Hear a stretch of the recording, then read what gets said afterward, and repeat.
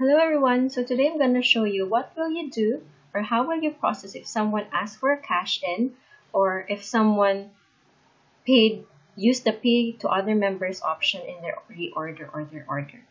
So you just log in to your back office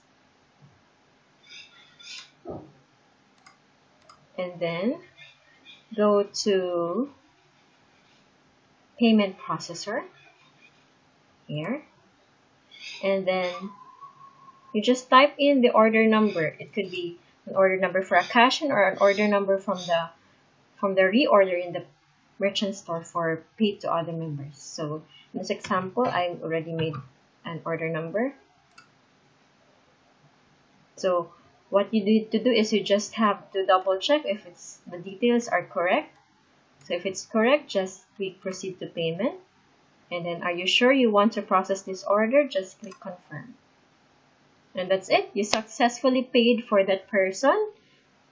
So make sure before you do this that that person was already able to give you the money, either through wire transfer, hard cash, or money remittance. It's up to you. It's your internal arrangement.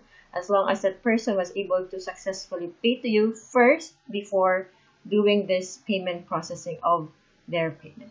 Okay? So that's it for this tutorial, and I see you on our next one. Bye!